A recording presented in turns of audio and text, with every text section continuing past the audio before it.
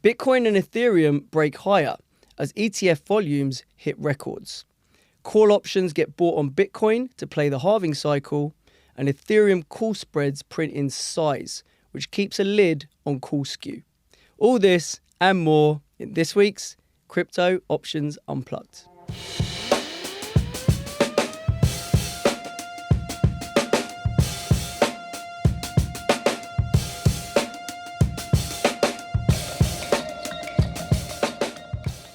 Hey everyone, it's Imran from Options Insight, back again with another episode, joined as usual in the studio, and we're both wearing our Deribit hoodies today. Dave, how's it going, man? Yeah, good. You know, we're in a bull market when the hoodies are back on. That's right. No more suits. I think there's a point in 2022 where we thought about smartening up a bit, but no, we're back to hoodies, and that would be so uncrypto of us to do that. Yeah. But no, I mean, it's obviously we missed last week, recording last week, and obviously like very sad news on your side of things. Yeah, so one of my best friends from university passed away out of the blue, had a heart attack whilst playing football with friends, and it just sent shockwaves through like everyone obviously who knows him. I mean, it's really weird, like that.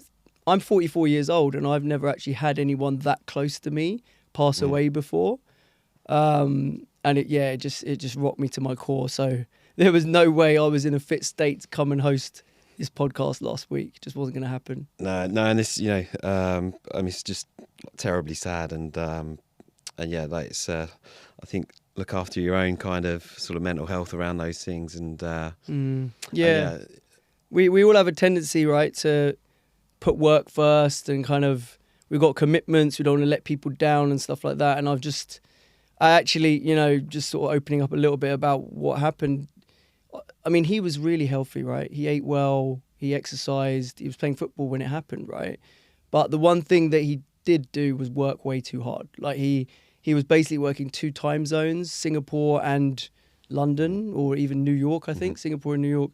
And it was just to put that amount of pressure on you and stress, the body finds a way to kind of give you the message at some point, and sometimes it's too late, right? So I just think, for me, I tried to learn from that last week. I was grieving, I was incredibly stressed out, and I was like, I need to just put work on the back burner and learn from what happened to my friend, which, it's just... Yeah. Well, like huge condolences, and I appreciate it. Yeah, and we're glad to have you back this week. Yeah, I'm back, and crypto is on absolute fire. On fire, yeah. I mean, a week's a long time in crypto. 2 weeks, that's right. is a complete lifetime. So yeah, I mean, we said 3,000 on ETH. I mean, that was long gone now, right? Yeah, and we keep taking these levels. Like I say, I think the story, I mean, the actual kind of macro picture hasn't really changed too much. There's a few things we can talk around that, but I think the story right now is still these ETF flows. And I've spoken before about this like hugely positive demand shock, as a result of these ETFs. And I still think the market's struggling to kind of really price that in and get their heads around that, because it is just a pure supply-demand dynamic. I mean, it's kind of get your economic textbook 101 type stuff out. But we're seeing, I think yesterday, just in traded volumes, like there's over $1 billion in traded volume just on the IBIT ETF. Like these are huge volumes for any ETF, let alone a new one. I think inflows yesterday, net inflows were around 520 million, like in one day. Like they're huge. The grayscale outflows, which if you remember at the start, we had this kind of battle between the grayscale outflows, the inflows into the nines. The grayscale outflows slowed to around 20 million yesterday, was the outflow. So that's kind of slowing to a trickle. So now it's all the inflows. We've said before, I think sort of daily supply of Bitcoin that gets mined is around like $45 million worth, $50 million worth. So you currently... Is that post-halving or pre-halving? Pre-halving. Oh, wow. Right, so currently, if we maintain this pace of ETF inflows, you've got like 10x the supply, the daily supply, just through the ETFs being demanded. obviously in April when we get the halving, then you've got 20x, all things equal. So everyone's front running that trade. Everyone's getting in front of that trade, right? I think people get in. I mean, I think they are, and then there's still such a mindset to play like mean reversion in markets. And it's funny because I was thinking of this with the Nvidia stuff, and obviously we had those results last week, and that kind of drove that next leg higher in the Nasdaq and broad stocks. And you're kind of going, is this stock overvalued? And we spoke about the exponential age and all this stuff, and it's you got Nvidia saying they still can't keep up with the level of demand. They can't supply quickly enough. So I look at that and I go, yeah, like they're probably going to beat next quarter as well. It's where does that stop? And you kind of loop that back to Bitcoin, and it's like the demand supply, there's just a mismatch in where we're at with that. So everyone wants to play this kind of mean reversion trade, yet we're in these like exponential trends. And I just think it's catching people out. And I don't think people are positioned well enough for it. Something else that caught my eye on that was MicroStrategy. Like Michael Saylor isn't long enough Bitcoin. Yeah. He bought another 3,000 in 10 days between 15th and 25th of February. And someone had flagged this, that they, what they often do is they issue new shares and they use the money to then buy more Bitcoin. Yeah. Because they think their stocks got overvalued. Because everyone sees it as a high beta play on Bitcoin. Does their stock goes up too much, so they issue more stock. Yeah. And then they add to their treasury, right? So they kind of effectively do a bit of an arb there. Yeah.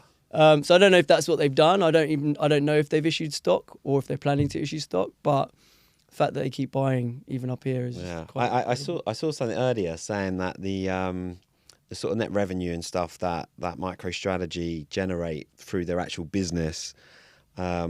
They basically made 7 years worth of that revenue in an hour or two yesterday with the move that we had. Are you serious? Bitcoin holdings. Just in an hour? Yeah, I thought you were going to say on their whole Bitcoin holdings. But you could argue. I mean, you could definitely argue hugely risky strategy, right, in terms of the leverage and the convexity of that kind of move. But but surely, like he issued a load of loans on Bitcoin to buy the Bitcoin. Why doesn't he just pay all the loans back? Because obviously made more than enough money to pay all the loans back. Why would you not do that? Yeah, but I guess like when you listen to him, he's like why would I sell Bitcoin to exchange Bitcoin for an inferior asset, if you like? Yeah, but it's a liability though. It's not like I get it. If you've got cash in dollars in your account, you'd rather move it into Bitcoin, right? But this is a liability that you could just get rid of and still have a massive hoard of Bitcoin. Why would you not do that? Yeah, but I guess and he's right. He's got he's got like one of these like genius sense of logic brains, hasn't he? But like I think he looks at it and goes, well, what is that debt costing me, and what's my expected return on holding Bitcoin? You can't really argue with that, I guess. Yeah, why would I? I just think it's risk management though. Like I get the logic and I get why that's a good trade and I get why you've got it on in monster size, but from a risk management perspective, when you've done a trade that's gone that well, for me it's just like, why would I not just take away all my risk? Because that's effectively what you do. You take out, you've got no risk now. You've just got this hoard of Bitcoin. You've paid back all the debt that you took out to buy it. Yeah. So you could never get screwed, right? Ever, right? And I get it. You the trade's going to work over the long run and you understand the fundamentals and all that stuff. But things happen. Like COVID happened. Bitcoin got nailed, right? Yeah. Lunar terror happened. Bitcoin got nailed. It wasn't like the fundamental story was any different then than it is now. Right? Yeah, we've got a few ETF buyers throwing some money at it now, but the fundamental fiat currency debasement story was there then, it's there now. But from a risk management perspective, you've got the opportunity at the highs of the market to discharge the entire debt that you've raised for this trade. Yeah. I think you'd be a hero if you did that, right? Michael Saylor, if you're listening, and you're probably going to tell me to, you know what, but I think you should discharge your debt, mate. All right? That's coming from me. Coming from Options Insight. There you go. Let's see if Michael responds to that. But I mean, like going back to the demand side of things again, you've got MicroStrategy still sort of buying up.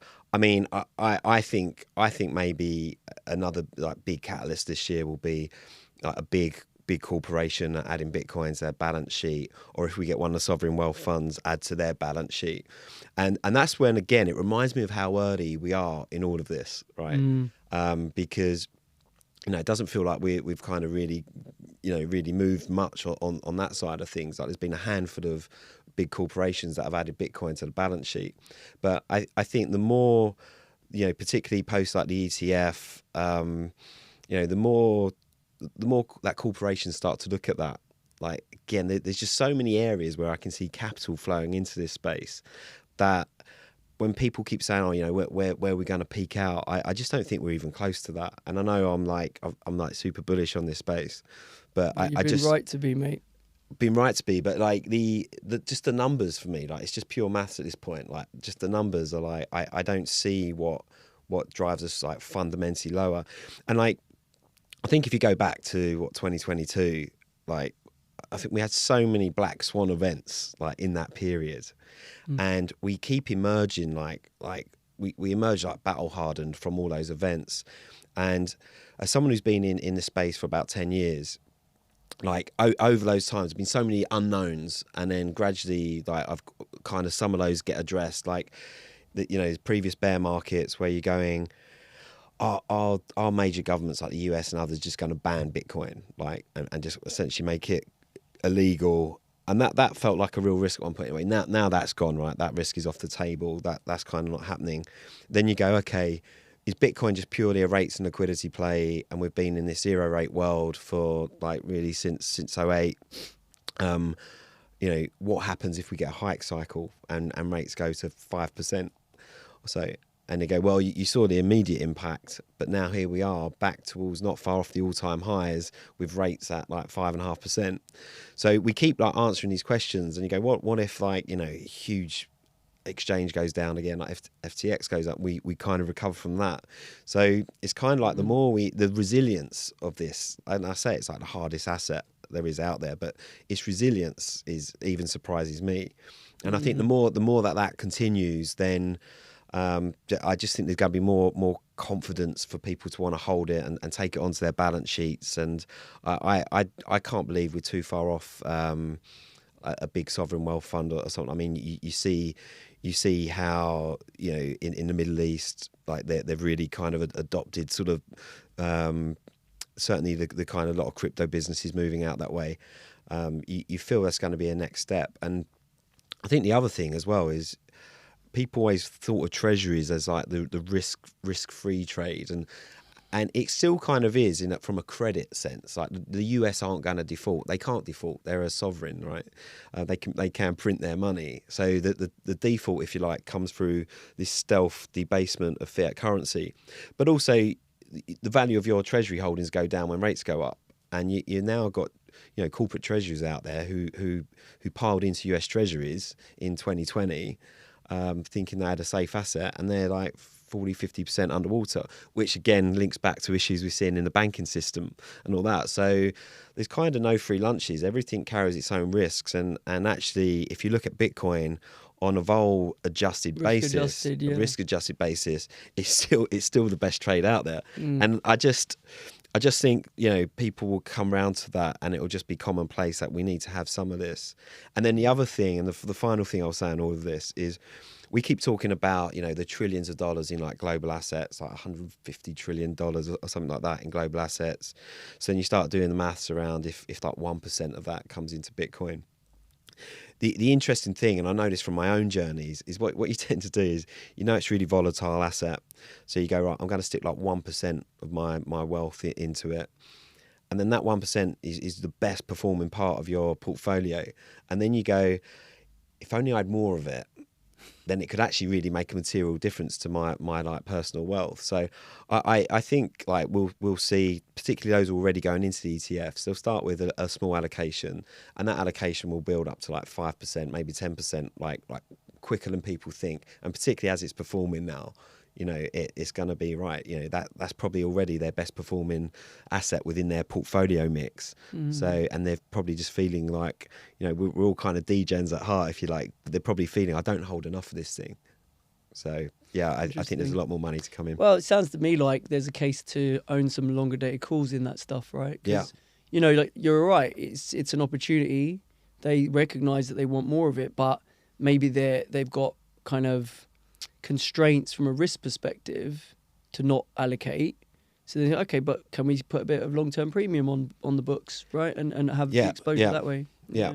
And to that point, this is why the ETFs are so important though, because they basically buy an equity, right? So that has kind of gotten around so many of those hurdles. And that's why I think it's going to be still so important in terms of, you know, opening up for capital to flow into this space. And yeah, I really just feel like we're just getting started. And when people are asking me, you know, what level do we sell out? I kind of think it's the wrong question. I think the question is, you know, where do I get in? Are you long enough? Can I get in? Are you long enough? Are you long enough? Which, like, and by the way, I say all this stuff really, really cognizant of the fact that you can get egg on your face pretty quickly in this space, and you know, we're in a highly volatile asset class that all of a sudden there's a trigger and we sell off. I feel confident in espousing this view purely because I just think the fundamental backdrop is so strong. This supply-demand dynamic is so strong that it's really not clear to me what triggers a huge sell-off. Like it really isn't, and I don't think there's huge amounts of leverage in the space right now. Retail have barely got involved, so it doesn't even feel particularly like frothy to me to think. Retail have been chasing the Mag 7 more than crypto. Yeah. Okay, so we haven't even talked about ETH. Yeah. So we all know you like Bitcoin, Dave. Yeah. Everyone knows that. Now tell me about ETH. Yeah, like say, I mean, we've been talking about, like, my view is that ETH will outperform Bitcoin throughout this year. It did well last week. Yeah, and it is. I think we're at the highest. The ETH Bitcoin cross is at its highest level since about October of last year. No, it pulled back because Bitcoin's gone nuts in the last 24 hours. Right, so pulled back 5%. Pulled it back. Right, okay. Yeah. But I still think, if last year there was a lot of last year that was driven by this kind of, we talked about this safe haven trade into Bitcoin, and Bitcoin had certainly the bigger macro story. I think as we transition to it being more rates and liquidity driven, that then I think some of the alts will outperform, and obviously ETH will lead that. And you tend to it tends to follow this cycle. But will it obviously lead that? That's the question, right? Would the likes of Solana, because they don't have crazy fees or whatever, you know, can it be a situation where someone else emerges as the altcoin and it's not ETH, or is it just there's too many developers in ETH relatively that it has to be ETH? I think of it in terms of moving out the risk curve, and ETH is still like, you got Bitcoin, then ETH, then everything else, maybe Solana and what have you. Like it's still, again, we're talking about the next spot ETF and everyone's fighting for is an ETH ETF. When you look at, say, the path of custodians like the likes of Fidelity and these guys, like they start with Bitcoin and then the next asset that they focus on is ETH. So I still think, because mainly it's just a market cap thing, but ETH is still like the next one. So once money starts to go, it's institutional money particularly starts to go, right, I want to diversify out of Bitcoin a little bit. What's the next one it goes into? It's going to be ETH, and then it will start to flow down the chain. So I still think that'll lead. And then we're still yet to really start properly thinking about the spot ETH ETFs, which is a bit of a mouthful to say, but those ETFs, and now everyone's seen the impact of of what the Bitcoin one's done. I mean, my thing on this as well, I mean, that like May's the sort of target date. People saying Genza's not, he's not going to be keen on this. It'll get pushed out. I kind of feel like we've got a lot of momentum. I've got no real insight into whether we get approved in May, but I kind of think that all the kind of arguments everyone made for why the Bitcoin ETF will get approved, like, don't fight Larry Fink, all this stuff, his hit rate on getting these things approved super high. I still think stand for the ETH ETF.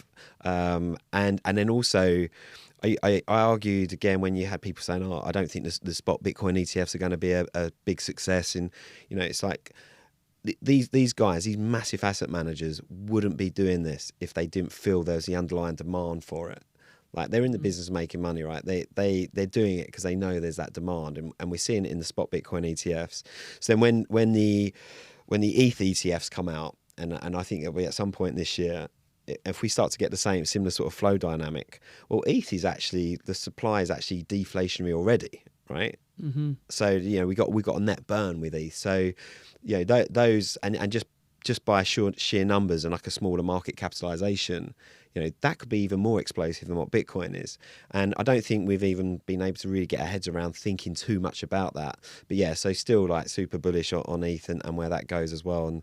And yeah, maybe that's like still yet to really, really reprice. And yeah, I mean, I thought 3,000 was going to be the target, blew through my target, and there are some players in the options market that think it goes a lot higher. So you can find out in my vol update for this week.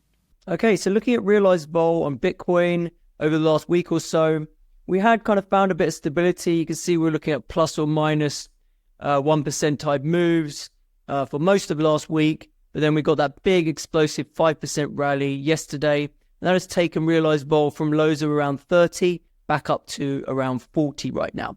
So definitely seeing a bit of uptick in realized vol on that break higher as we kind of moved above 55k over the last 24 hours or so.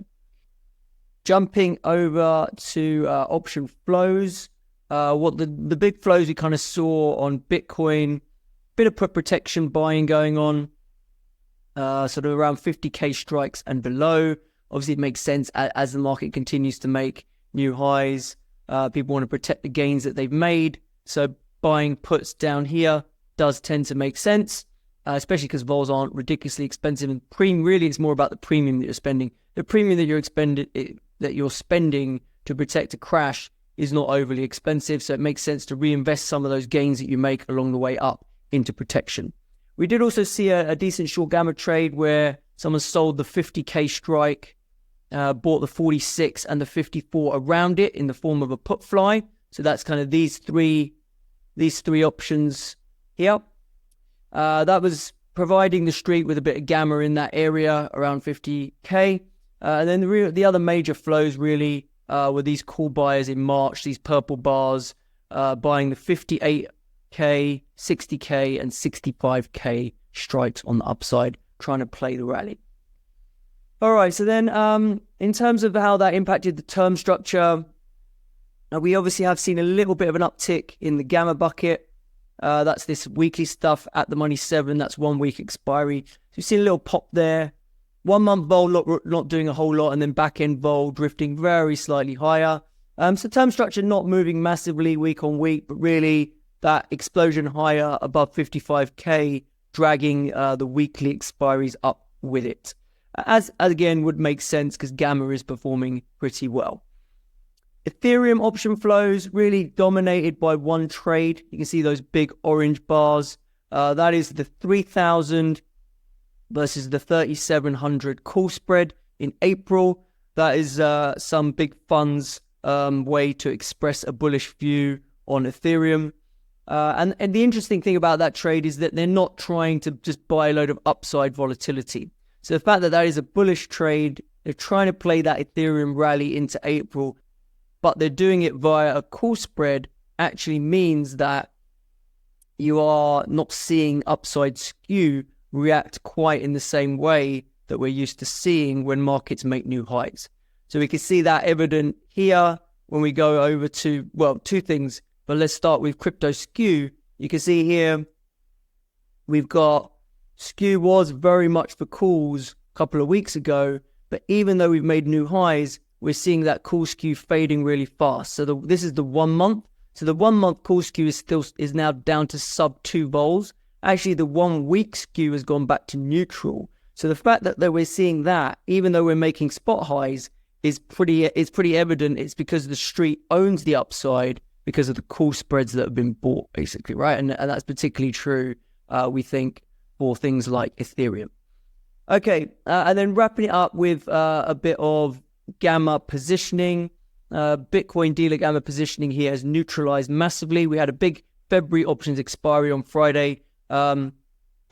It tanked there. It was very short, actually, minus 100 million there. That's about as negative as I've seen it. But that has obviously all gone away as those big February strikes have expired. And now the positioning is much more neutral.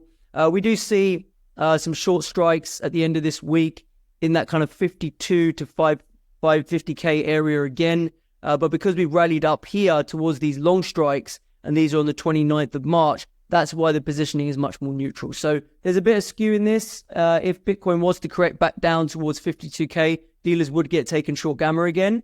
But as long as the market stays up here, we're not really likely to see too much, or not from the option space at least, we're not likely to see too much excess volatility if dealers are sitting here neutral to long.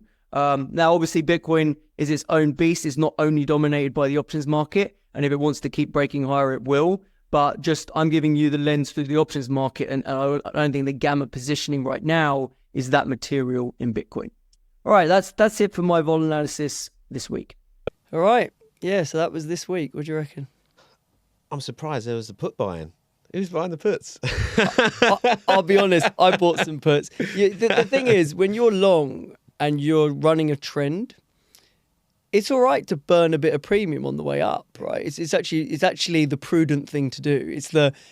I know it's not very crypto and it's not very degen, but mate, I'm an ex-TradFi guy, right? So I'm happy to make money sensibly in this market, and if I'm long and I've just made 30% or whatever in 2 weeks, I'm happy to burn a little bit of put premium to make sure that doesn't go away. Yeah, and it makes sense to have, and I'll say that jokingly, it makes sense to have, like some risk management and have a risk management process in place. I thought what was quite interesting, actually, I saw something the other day that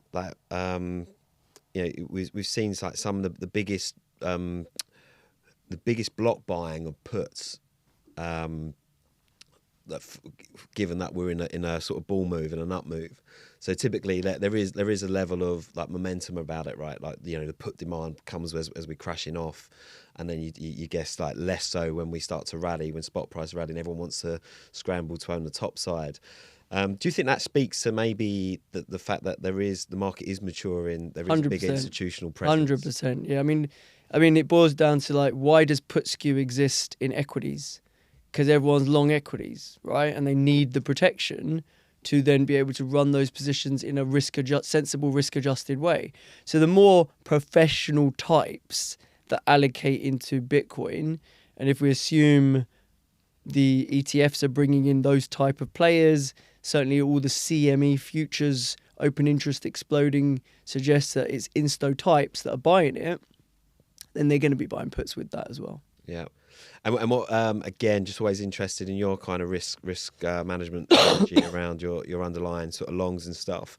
What do you like at the moment in terms of if someone out there wants to put a hedge on just to protect a little bit if we do have some kind of washout event? Yeah, so something I did last week, and I did it too early, but for me it's a hedge, so I don't mind.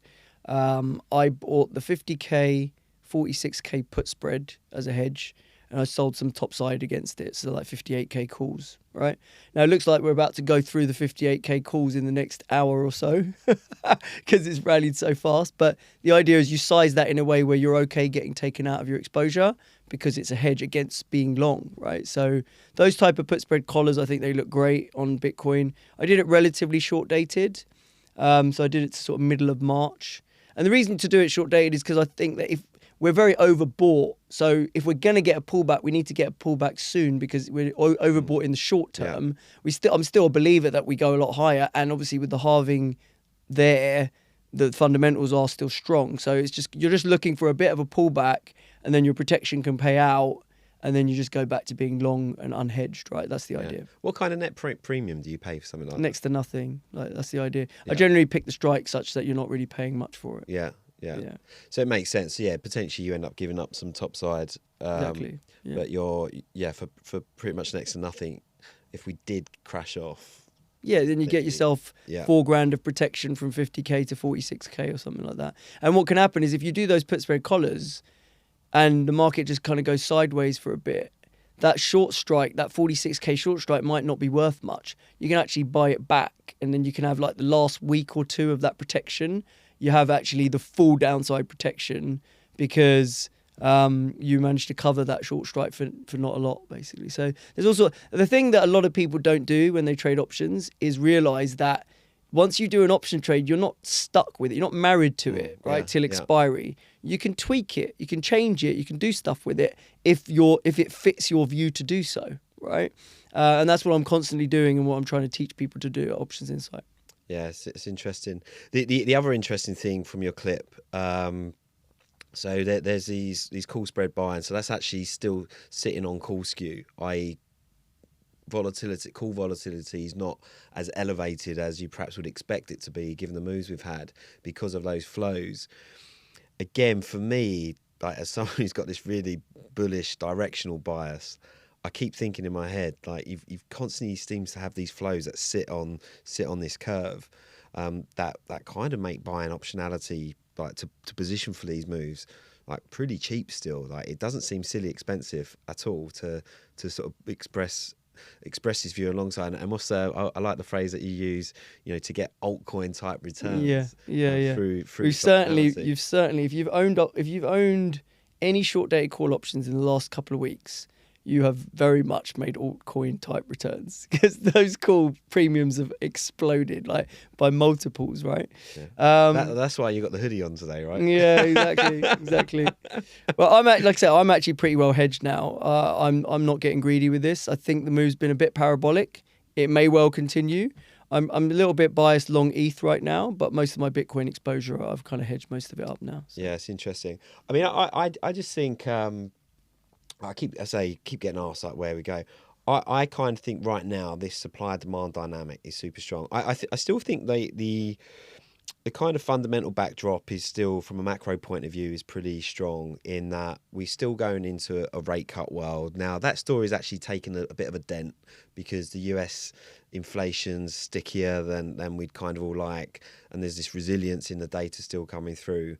So we keep pushing out these rate cuts. I think June's now only a 50-50 decision, and we kind of basically priced for 3 rate cuts. I think we came into the year priced for 7. So we've really lost that kind of rate tailwind that was really strong coming into the year. But as I keep saying, it's about the direction that's important to me. And we're still kind of positioning for a rate cut world. I mean, most of Europe's pretty much in recession now. So, the ECB are going to be cutting. The Bank of England are going to be cutting. Even like Japan's in recession, and everyone keeps waiting for them to normalise rates. I don't think they're going to be normalising rates. I think they've missed that window to do that. And it looks to me, I mean, there's slightly stronger inflation numbers out today, but it looks to me that generally their inflation's rolling back over. So I still think the macro story is a good one. Interesting as well, like the rates and the dollar have been a bit of a headwind, right? But interesting to me that the dollar looks like it might have topped out a bit. So all that to say that I think what we've been talking about, the macro has actually been a bit of a headwind, but obviously not strong enough to counteract this supply-demand dynamic. Though some of those headwinds, just signs that they're abating. I think the dollar looks like maybe it's topped out for now. And I kind of think we've gone too far in pricing out like rate cuts and stuff. I think markets got a bit carried away with a couple of strong data points. So that potentially becomes another tailwind. But I kind of think this supply-demand dynamic keeps us kind of edging higher, like a grind. Then we'll run into pockets of resistance. But then we're going to have like these accelerated moves. I think because then also once we slow down on the move, everyone comes in and tries to short it. And then all of a sudden it almost creates what I call these like little negative gamma pockets where then, because everyone's got... a bear trap. Yeah, like and we got to... when you've seen that sequentially as we've kind of gone up, and then it was like, right, we're struggling. We obviously sold off hard when we hit that 53k level, so everyone wanted to pile into that, and all of a sudden it created these shorts. Then all got liquidated, and I put out a tweet yesterday saying I think we get through 53k, we blow through that because the market got themselves short there, and it just felt like feels underpositioned. So I imagine around 58k, 60k. We have a similar story. Yeah. Everyone then wants to start giving selling vol. It's going to top out there, get short, and then all of a sudden we kind of grind through that, and then bang, then we have a quick move. Before you know it, we're at 65k. And I was gonna say 60 to 80 happens quickly. yeah. And then we get through 69k, right? We achieve record highs, and then it's like we're in no man's land, and where do we go from there? No, I mean, look, I think everything you say does make sense there, and it's funny, like I always tend to be in the camp after a parabolic move to like be trying to take some chips off the table or sell some calls against it and things like that. And you always warn me whenever we have our chats. You always warn me off.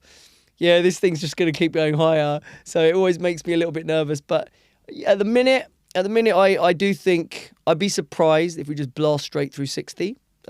Bitcoin keeps surprising me, so we may still do it. But I think if you go back to the kind of when we last made all-time highs and then to the lows of the correction, however low we got, 15k or whatever, this is like the 61.8 Fibonacci retracement area at around 57, 58k. So again, that's another, if you zoom out and you look at that, that's a pretty major level, right, as well. So and crypto does have a habit of respecting the technicals. So you'd think there will be some sort of pause, but it might last a day, right? And this is the thing, like, I think that's what we're all struggling with a bit. Like I think because there is just what I call real demand coming in, like in the absence of that, where it becomes a lot more of a spec market, where it's like just traders, and then they start respecting these Fibonacci levels and all this stuff, then it becomes a little bit more, self-fulfilling in that sense. But it's like we're kind of trying to play all these things like that we typically would. But there's like an elephant in the room. There's another 500 million just coming on the Bitcoin ETF. That is true. Another 500 million, and your levels don't matter when they just keep buying it. I think you do have to respect that. True. I think as well, and not to go on too long around the macro stuff, but I think there's two big risks out on the horizon for me. Still, China is one of them. There's been a few bits and pieces out of China where they've been a little bit vocal around clamping down on financial crime, and particularly they mentioned crypto. And I think if they got more worried about the capital outflow story there, then they're going to really come after crypto, because obviously there's capital controls in China, so it's not easy for money to get out, and crypto is the one place where money can get out. So if China get uncomfortable with that, and there have been a few things in the last week or so where they've been a bit more vocal around that, I think that's one thing to watch. But stocks have been, they cut rates last week, stocks have been stable. So that might, if the capital outflows stay, then I think they leave Bitcoin alone and we can go and do what we want. The other thing is we spoke about the RRP, this reverse repo facility at the Fed. And I think that's still the source of liquidity for this market. That's essentially funding the US deficit. When that goes to zero, I think we're around 500 billion at the moment. When that goes to zero, which possibly end of March, April time, some will say May, when that money runs out, that's when I think we're going to have a big vol event. I think liquidity just gets dried up. T-bills are going to spike, funding rates are going to spike, NASDAQ's going to get smashed, probably Bitcoin and crypto goes with it, until the Fed come back and supply liquidity, which ultimately will do. So when people ask me what is the risk to this market, that's the one thing that's on my event horizon. And obviously we'll let viewers know as and when I think we're going to come into that point where we'd have to talk a little bit, well, in my view, more seriously about some of the downside hedges to put on and how to play that. But I think that's probably what I could see as being the big trigger. Until then, just stay long, my friend. Stay long. That is, I think that is our key takeaway, right? So long and strong, it seems. Ride this rally. The supply-demand dynamic just seems way too strong. I, as the options guy, will always tell you, don't mind spending a little bit of premium along the way to protect yourself. But yeah, leaning long in this market with this momentum makes a lot of sense. That's it for today. We'll catch you all next week.